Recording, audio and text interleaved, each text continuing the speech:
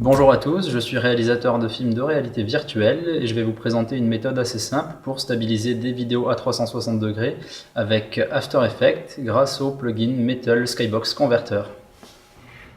Pour cela, je vais utiliser deux vidéos que j'ai ici. Donc il y en a une en drone sur laquelle je vais utiliser du tracking pour stabiliser. Vous pouvez voir que la vidéo bouge beaucoup, l'horizon se balance et monte et descend sans arrêt. Donc on va devoir stabiliser ça. Et la deuxième vidéo que je vais utiliser pour la deuxième technique où on va simplement utiliser des clés et stabiliser manuellement la vidéo, je vais utiliser cette vidéo en skate qui est beaucoup plus mouvementée, vous pouvez le voir. Et pour que la vidéo soit agréable à regarder, on va venir stabiliser l'horizon. Pour cela, on va utiliser After Effects CC 2015. Ici, j'ai créé un nouveau projet que j'ai appelé Stab 360 Skybox. Et on va venir importer, donc pour la première technique, je vais utiliser la vidéo en drone, où on va utiliser du tracking. Donc j'importe cette vidéo dans mon projet. Voilà, une fois que la vidéo est importée, je vais la faire glisser dans une nouvelle composition en bas, dans ce petit icône ici.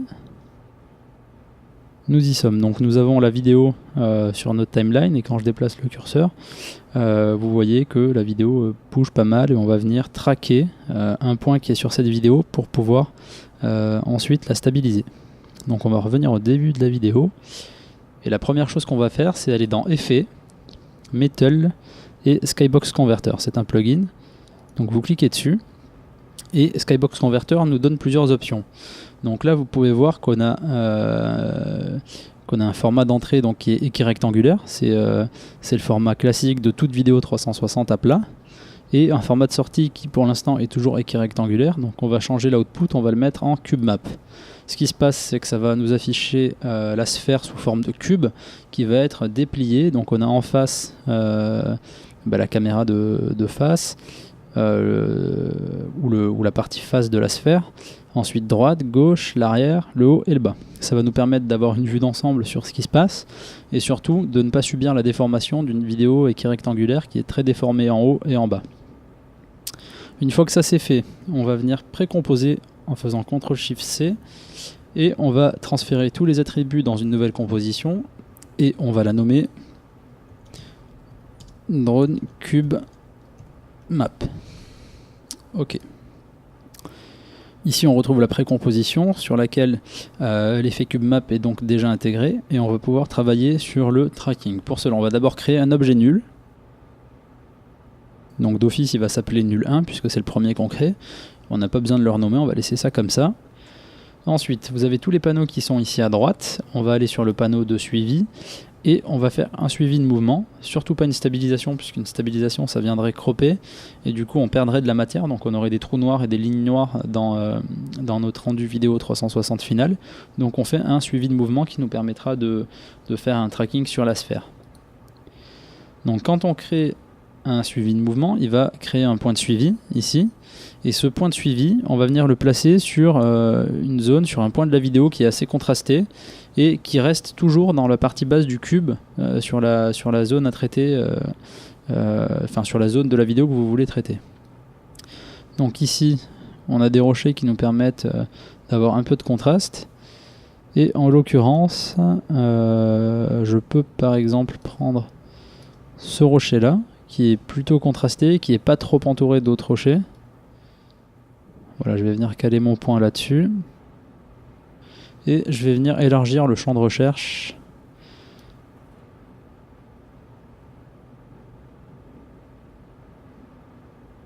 Donc ensuite, il faut vérifier que ce point ne va pas sortir de la zone de recherche jusqu'à la fin de la vidéo.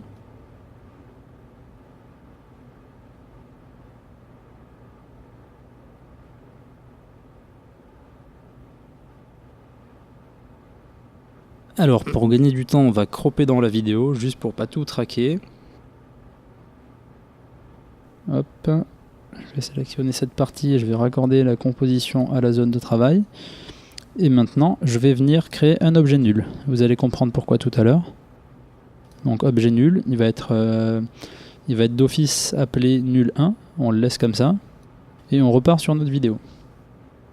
Donc on va définir une cible. Et la cible, ça va être justement cet objet nul 1 qu'on a créé, et ça va permettre en fait de retranscrire tout le tracking de ce point-là sur cet objet, qui nous servira de référence ensuite pour stabiliser la sphère. Ok. Donc là, on est à la fin de la vidéo, on va repartir au début et on se rend compte qu'on est bien sur le point. Et notre point on le retrouve ici à la fin. Donc maintenant qu'on a défini notre point de suivi et qu'on a défini la cible, on va lancer une analyse vers l'avant.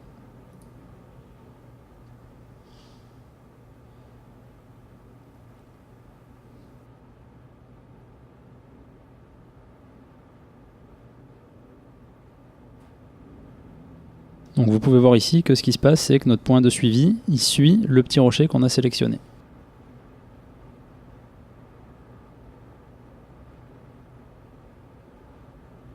Voilà, donc ici, on a exactement le tracé de notre petit rocher. Donc si on dézoome un petit peu et qu'on repart au début de la vidéo, vous pouvez voir que si vous faites glisser votre curseur sur la timeline, vous voyez tout le suivi qui a été enregistré.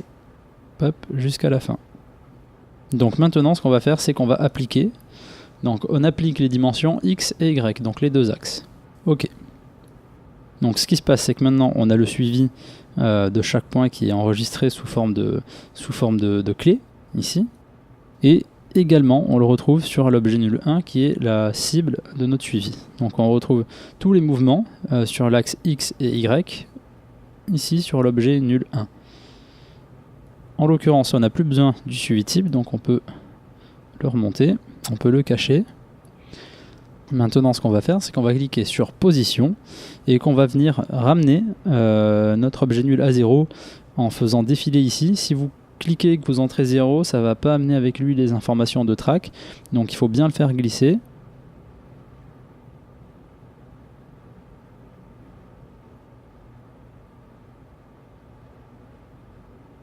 Voilà.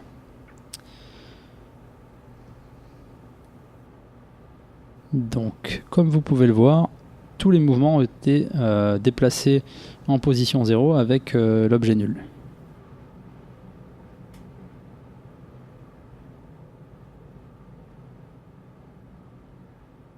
Ensuite, on va réappliquer sur notre vidéo Skybox Converter pour le remettre en affichage équirrectangulaire et non plus en cube map. Donc effet, on réapplique Skybox Converter et on récupère notre vidéo originale. Donc ensuite vous allez aller dans Effet, Metal Skybox Converter qui est ici, et dans Reorient Camera View. Ici vous avez les trois axes. Donc le tangage, le roulis et le lacet. Et en gardant la touche Alt enfoncée, cliquez sur Roll, sur le petit chronomètre d'activation désactivation des clés, et vous allez voir une ligne de code ainsi que des outils avancés apparaître. Donc ce que vous allez faire, c'est que vous allez prendre ce petit icône de sélection d'expression et vous allez le faire glisser sur l'axe X de l'objet nul. Donc ça va lier ces valeurs. Ensuite, donc ici comme les informations sont en pixels, on va vouloir les remettre en degrés. Donc on va multiplier par moins 360 divisé par 1920 qui est la taille de notre composition et qui est la taille des vidéos qui sortent d'un θ. On va faire la même chose sur l'axe de tangage ici. Donc on va cliquer Alt et sur le petit icône et on va faire glisser, pareil, on va lier ça à Y. Donc on va également le convertir en degrés.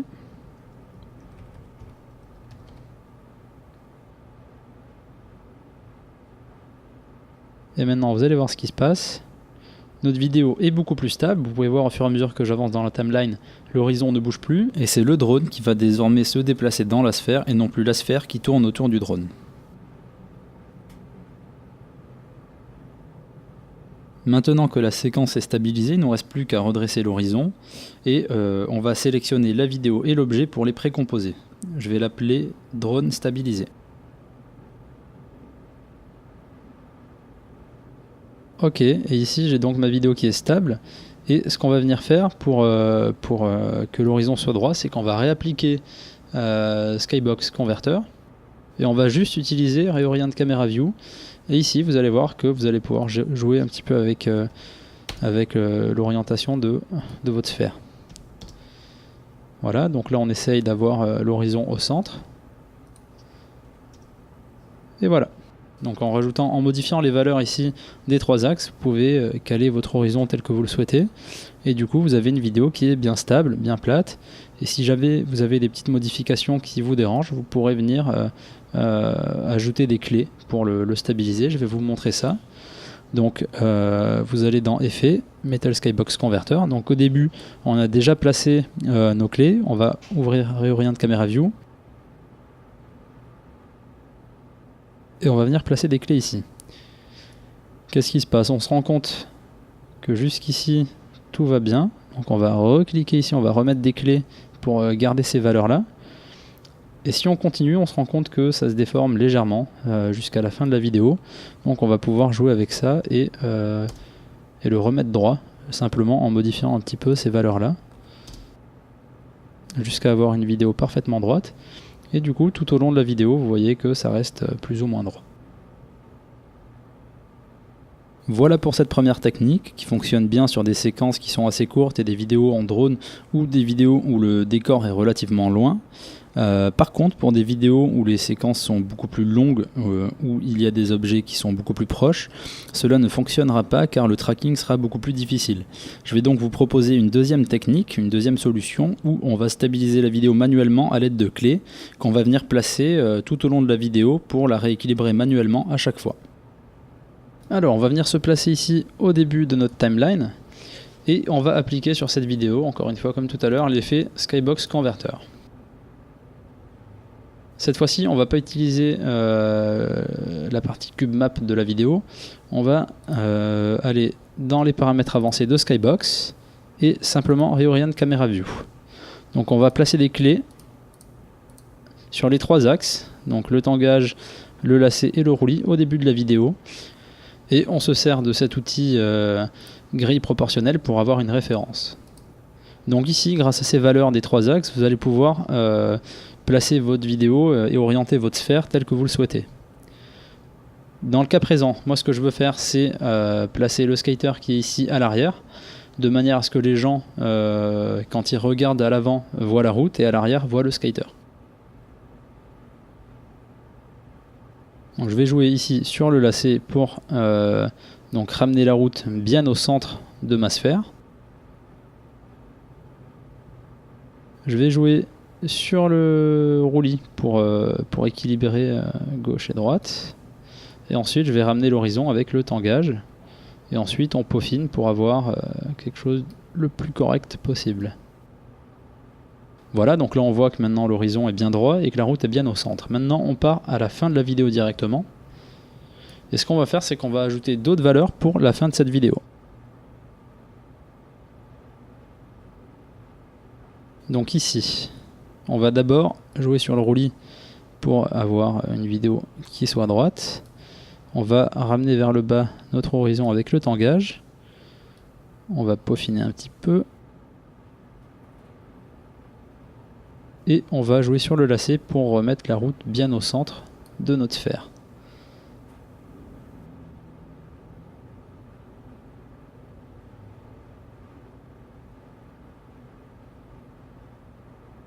Voilà.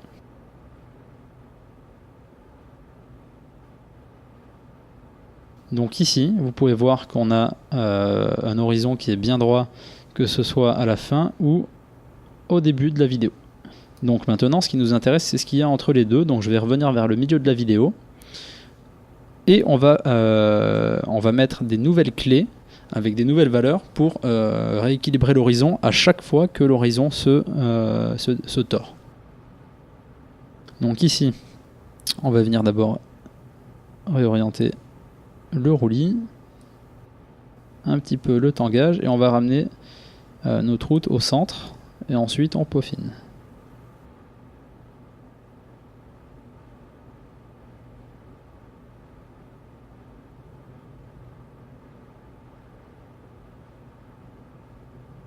Voilà.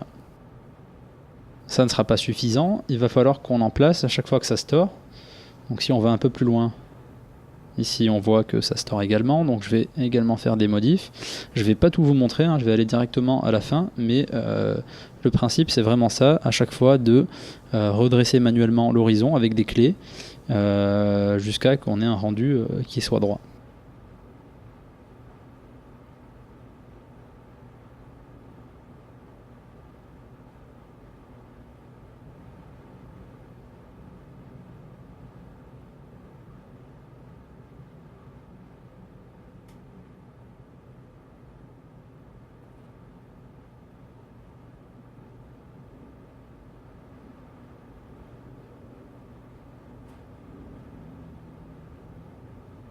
Une fois que vous avez placé des clés pour redresser l'horizon tout au long de la séquence, comme je viens de le faire, vous pouvez voir là, quand je bouge mon curseur sur la timeline, que ça reste beaucoup plus droit tout au long de la vidéo. Et les petits mouvements là que vous pouvez voir encore qui restent, pour les effacer, ce qu'il faut faire, c'est simplement rajouter d'autres points, d'autres clés, qui vont venir redresser cet horizon à chaque fois qu'il va se tordre un petit peu. Donc pour avoir un résultat parfait, il suffit simplement de prendre le temps de bien venir recaler cet horizon du début jusqu'à la fin de la séquence. On arrive à la fin de cette vidéo, j'espère que ce tutoriel vous sera très utile à l'avenir pour pouvoir stabiliser toutes vos séquences 360 qui vont être un petit peu mouvementées comme celle que je viens de vous présenter, et que vous serez à même de créer des contenus 360 et de réalité virtuelle qui seront les plus agréables et les plus confortables possibles. Merci beaucoup d'avoir regardé cette vidéo et à bientôt. Rico.